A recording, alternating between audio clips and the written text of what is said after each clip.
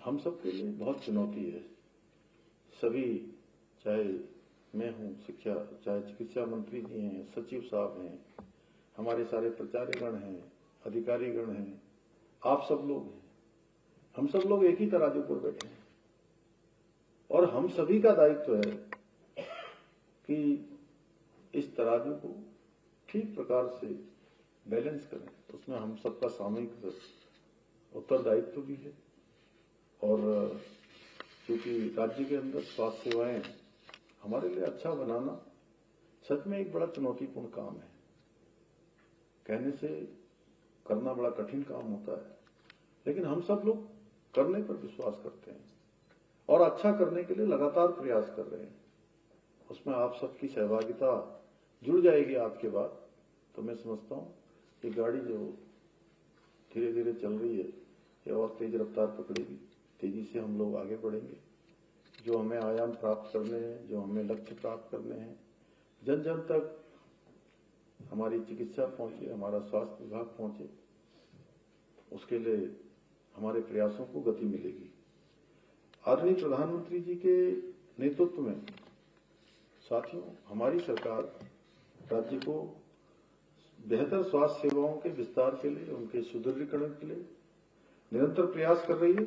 हमारा प्रयास है कि राज्य के प्रत्येक नागरिक को अच्छी चिकित्सा सुविधाएं गुणवत्ता के साथ सस्ती दरों पर उपलब्ध हों, उनके लिए कठिनाई उनको चिकित्सा मिलने में न हो। इसी क्रम में हमने आयुष्मान योजना के अंतर्गत करीब अभी तक 61 लाख से अधिक आयुष्मान कार्ड वितरित किए हैं, जिसके माध्यम से प्रदेश के लगभग 17 लाख से अधिक मरीजों को 3300 करोड़ रुपए से भी अधिक का कैशलेस उपचार का अभी तक लाभ प्राप्त हो चुका है। इसके अलावा हम राज्य के प्रत्येक जिले में एक मेडिकल कॉलेज स्थापित कर रहे हैं, जिससे हमारे सुदूरवर्ती क्षेत्र के लोगों को उनके जिले में ही आधुनिक चिकित्सा सुविधाएं सहज रूप से उपलब्ध हो सके, उनको वहीं पर इलाज मिल सके। इनमें से 5 मेडिकल कॉलेज पहले से ही संचालित किए जा चुके हैं, जबकि 2 और मेडिकल कॉलेजों का निर्माण कार्य प्रगति पर है, अभी स्वास्थ्य मंत्री जी ने बताया। इतना ही नहीं, हम देहरादून, हल्द्वानी और श्रीनगर मेडिकल कॉलेजों में सुपर स्पेशलिटी विभाग भी स्थापित किए गए हैं, जहां कार्डियोलॉजी, न्यूरोसर्जरी, यूरोलॉजी जैसी आधुनिक चिकित्सा सुविधाएं उपलब्ध कराई जा रही हैं। साथ ही हल्द्वानी में राज्य के प्रथम आधुनिक कैंसर संस्थान का निर्माण कार्य भी प्रगति पर है। इसके साथ साथ हम हेली एम्बुलेंस सेवा भी प्रारंभ कर चुके हैं, जो आपातकालीन परिस्थितियों में सुदूरवर्ती क्षेत्रों के लिए जीवन रक्षक साबित हो रही है। अनेक गर्भवती माताओं के लिए भी उस कठिन समय में बहुत उन्होंने सहायता का काम हेली एम्बुलेंस सेवा ने किया है उनके लिए। इसके अतिरिक्त राज्य में निःशुल्क जांच योजना के अंतर्गत मरीजों को पैथोलॉजिकल जांचों की निःशुल्क सुविधा भी प्रदान की जा रही है। हमारी सरकार द्वारा जहां एक ओर जिला अस्पतालों और सामुदायिक स्वास्थ्य केंद्रों का आधुनिकीकरण करके बेहतर सुविधाओं से युक्त किया जा रहा है, वहीं दूर दराज के इलाकों में टेलीमेडिसिन सेवा के माध्यम से भी विशेषज्ञ डॉक्टरों का परामर्श सुविधा भी प्रदान करने का प्रयास किया जा रहा है। हम अपने सभी सरकारी अस्पतालों और मेडिकल कॉलेजों में स्टाफ की कमी को दूर करने के लिए भी निरंतर प्रयासरत हैं। आज जहां 142 असिस्टेंट प्रोफेसरों को नियुक्ति पत्र प्रदान हो रहे हैं, वहीं 356 असिस्टेंट प्रोफेसरों की प्रक्रिया की नियुक्ति की गतिमान है।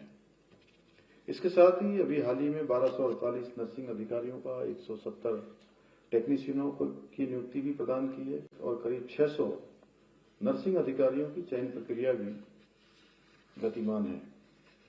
हमारी सरकार समृद्ध उत्तराखंड, स्वस्थ उत्तराखंड के सपने को साकार करने के लिए निरंतर प्रयास कर रही है।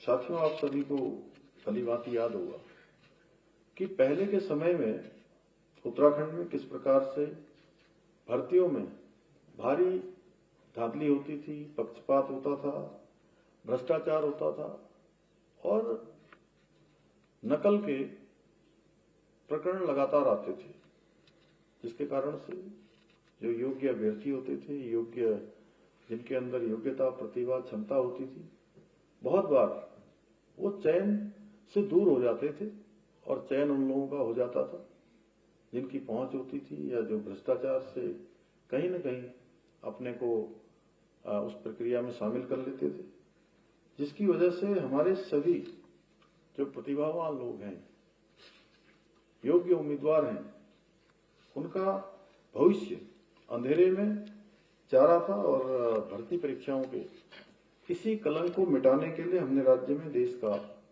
सबसे कठोर, सख्त नकल विरोधी कानून लागू किया और आज सभी भर्ती परीक्षाएं मेरिट के आधार पर सुनिश्चित की जा रही हैं, जिससे योग्य उम्मीदवारों को उनके कौशल और उनके परिश्रम का पूरा लाभ मिल रहा है। इसी का परिणाम है कि आज प्रदेश में लगभग 27,000 के लगभग युवाओं को हमारे सरकारी नौकरियां प्राप्त करने में सफलता प्राप्त हुई है। और 4 जुलाई 2021 को मैंने राज्य के मुख्य सेवक के रूप में इस जिम्मेदारी पर काम करना प्रारंभ किया था।